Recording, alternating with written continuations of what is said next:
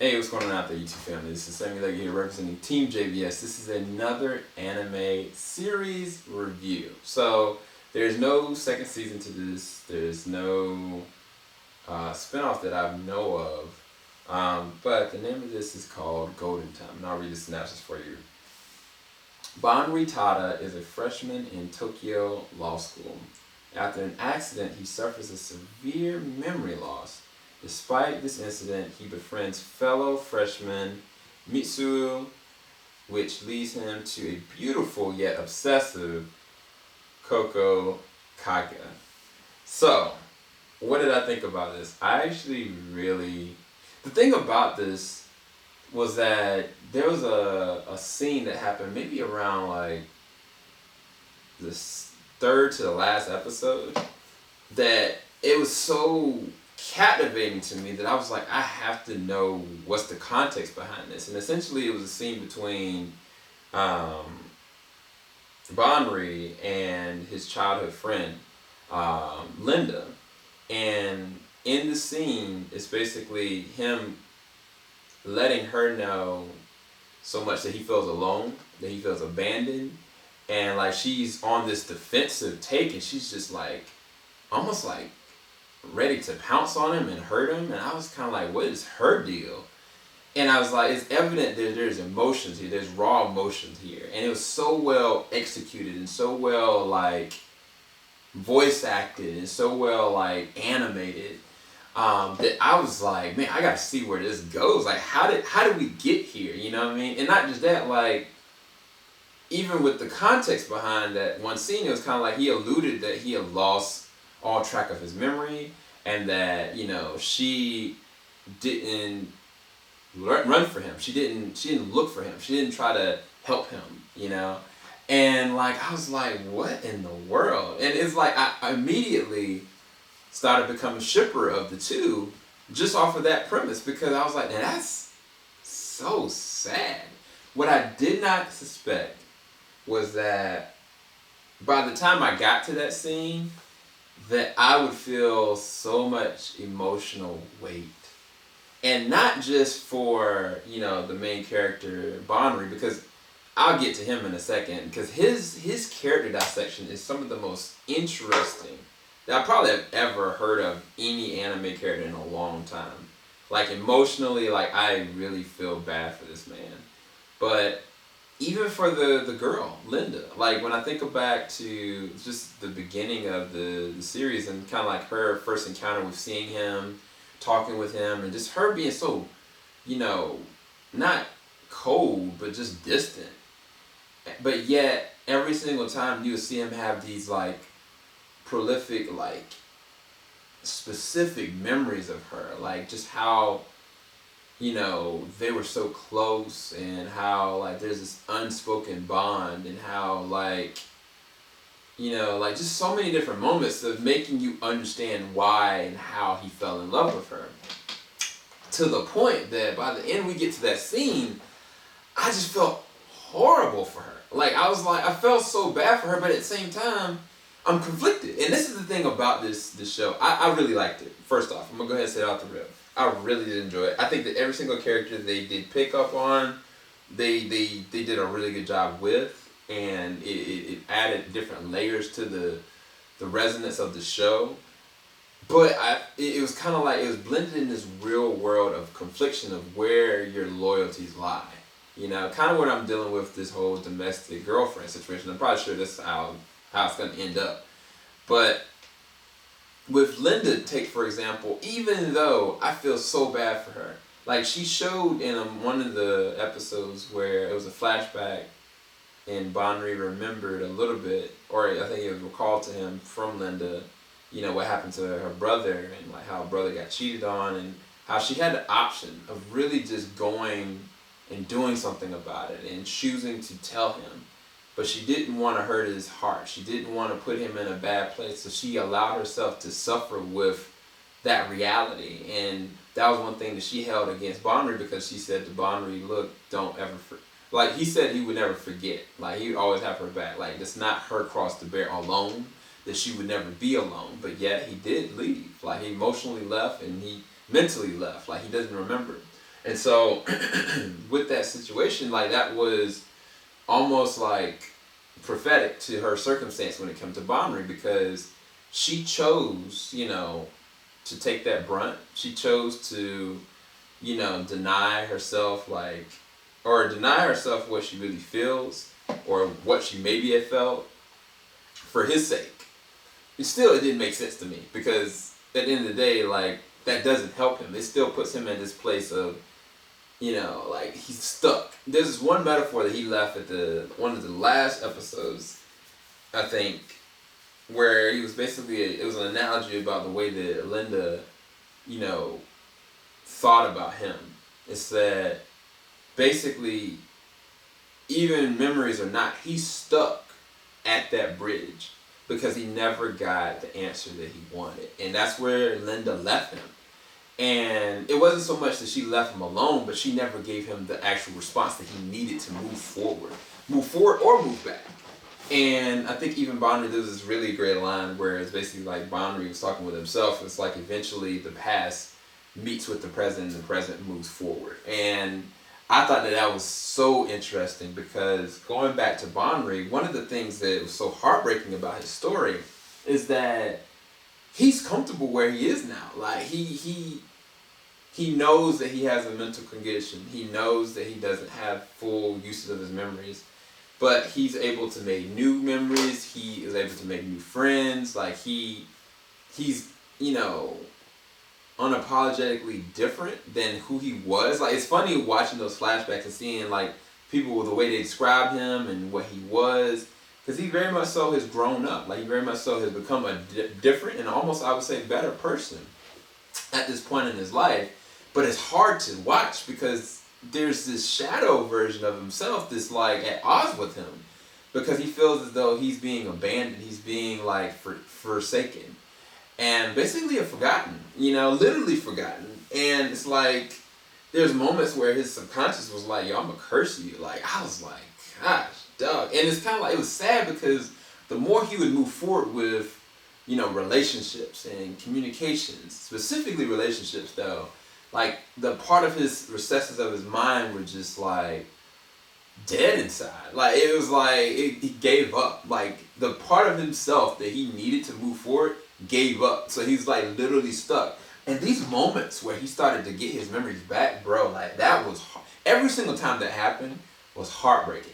Both voice actors, the voice actor that was for the Japanese voice actor and the American voice actor, did a phenomenal job with those moments. Those emotional moments, like, the cast as a whole hit those emotional moments. Like, I was really surprised with the American cast. Like, they did such a great job with those emotional, heavy-weighted moments that, like, when Bonry lost it, there was one specific time when Bonry was, like, at the, when he was dancing, and all of a sudden, like, he just phased back into his old, like, I was like, oh my God, it was terrifying. Because it was kind of like, it'd be like a situation where, like, I've been, like, married for a while, and, like, all of a sudden one day, like, I just forgot everything that's happened, and I go back to before I went to college. Bruh, like, and I had no idea where I was, had no idea who I'm with, like, who my son is. Bruh, that would be the most terrifying thing, because then you're like, who am I? Like, you wouldn't even be able to identify yourself. Like, you just remember certain things and aspects. And even back then, like, I don't even know who did I like then. Like, who did I trust then? Like, you know what I'm saying? Like, that's so messed up, bro. And it's like, he did have a focal point, which is Linda, but Linda was so inconsistent. And that's one of the things I don't like about Linda, is that she still, because she wanted to spare his feelings, so to speak, she put him at this disadvantage too.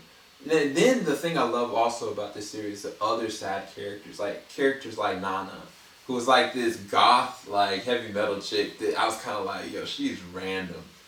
And, like, yet she ends up becoming one of the most emotionally resonant characters that really does care. And you wouldn't expect it. You wouldn't suspect it at all. There's so many other great characters, man. And I'm not going to get them all right. I apologize if I don't. Oka. Oka is a very complex character because she's one of those characters I was kind of like, she says one thing, but she means completely the opposite. And I was like, throughout the whole entire series, I was like, she's gonna regret every single one of those moments where she's not being honest with herself and honest with her people around her. And it does. It gets her into situations. Like, there's one time she went off on Bonry, and I was like, yo, like, take a step back, take a chill pill. Like, are you really that upset? And it's kind of like, nah, that really wasn't the reason why. And I thought that that was a very well scripted moment. There's so many different, really rich characters. Now, granted, I've not gone into, the main love interest of this because I'm very conflicted with it. I'm very conflicted. Like, there's a part of me that really feels like the past version of Bonry where I'm like, you know what, Linda? You everything this dude really need, to be quite honest with you. Like, if he needs a swift kick in the butt, you got him. If he, needs somebody that is emotionally strong that will hold and, herald that weight, you got him. Like, you seem like you're older than him, but really, like, y'all are equals. Like, you really seem like that is your best friend. But then she didn't take the initiative. She didn't really war and fight for him. And Coco really did war and fight for this man. And it's like, I forget what was the guy's name with the glasses. I forget his name. But he basically, towards the last end of the season was kind of talking to Coco when Coco basically kind of gave up with the whole circumstance, which I'll get into in a second. But he basically gave the analogy like, look, since I've known you, you the Coco that when you like somebody, you like them. You fight for them, and you obsess over them, and you do not quit, no matter what, And, like, that defines her, like to a T, And it's kind of like, it started with, her being obsessed with, like, her, childhood friend. And I think one of the things that I find very fascinating is that after going through, 27 episodes of this, like, you really do forget. And I think that that's really hard. That's really, really hard. I think that from a scripting standpoint, that was really, really hard. I think they could have taken their time with it a little bit better. Or even given, like, emotion that, what's my man's name? Man, I always forget his name. Mitsuo had some kind of, like, still emotional connection in some way, shape, or form to her. But, I mean, at that table, when, she finally just went off on him, and he was like, you know what? I'm done. Like, she had a whole fit on this man. And it was so self-centered. It was so selfish. Like, she couldn't even look outside of her own emotions to even understand what he really needed. Like, she was just so blatantly, like, all over the place. And, it's kind of like, I think that one thing that they could have, like, added on to it. But regardless, when she really did start to really like Mitsu, really liked Bonry, and, like, accepted, like, how much she really liked. I think that the essence of love and just that word and the verbiage of that, I think it was said a little too quickly. Like, she obsessed really quickly over him. But I'm still digging it because, he was kind of doing the same thing. He was trying to move forward, like, he really did like her. But it's kind of like, I don't know, like, the word love is a little too loose with this because is it really the same amount of love for Linda? You know what I'm saying? Like, that he had for Linda. And it's hard to say because he didn't even know it was past self. Either way, Coco, for better or for worse, like, she's she's all over the place. Like, she's ditzy, she's klutzy, she's rude, she can be spiteful, she can be the worst kind of human being, like, for real. But when she loves well. Like, when she cares well. When she connects with people, she really truly connects with people. And it's like, she goes out of her way to really truly care for other people. And it's like, it's weird because I just looked at the anime, like, 2 weeks ago, Toradora, and it's very, reminiscent of the character Taiga. The difference with Taiga is that Taiga was even nicer to me this character. Like Tyga, she just has some emotional, baggage and weight that caused her to lash out and physically injure people. Like, it's weird because Coco, I think one of the problems I have with the real show, the only real problem I have is the intro. The intro really doesn't even have any of the other characters. The intro literally just has Coco, and this is one of the first animes I've had in a long time that I literally just skipped intro. I want to say the first 10 or 12 episodes or whatever, the outro, I liked that. I thought the outro was really dope. But it was kind of like, when I seen her, I was just like, do I even care about this girl? Like, I don't know. Like, I mean, I understand why he loves her. I understand where her love is coming from and the place it's coming from. I understand even some levels of her actions, but it was just kind of like, she's not the main focal point of this show. And they kind of like platform her up to be like this, yeah, she's beautiful. Like, she dresses a certain kind of way. Like, she's probably one of the only characters that have like consistent earrings and lipstick and whatever and hair long. But it was kind of like, that's a misdirect. Like, I would have preferred if the intro didn't like oversaturate and I see her all the time. I would have kind of gauged, where this was gonna go. You know what I'm saying? But I kind of felt like, just off the intro alone, that this man is gonna end up with her. Like, I mean, I kind of like just assessed it. And I think that's where the weakness kind of comes from for me. I know it's not the intro, but it's kind of like, do I really buy that? I mean, it was weird because like they ended it on a perfect note because it made me understand what was really going to have to take place. Because when Bonri's memories start to shift into reality, that's when it was like a do or die situation. That was when I was like really starting to feel sad because he was freaking out because he was like, bruh, I might forget y'all. Like, for real, for real. And I don't want to spoil it for you guys. I want you to go and watch it for yourself and let me know what you think in the comment section below. If you've already seen it already, this came out in 2013, so this is very old. But I thought it was very good. I did. I really enjoyed it. It's just, I don't know, man. I don't know if I can get behind Bonri ending up with Coco. Like, I just don't know. I don't know where I gauge it. Honestly, I was like, at one point, for real, and this is weird, when Nana was like coming over and helping him out, I was kind of like, you know what, Bonri? You might want to holler at Nana. I mean, she looks weird, but, you know what I'm saying? Like, she's strong. She got a good head on her shoulder. She got a good heart. I mean, she got some rough edges on the exterior, but I mean, you've shown more than capable of going out there and you fine with who you are. Like, my man Bonri for real went and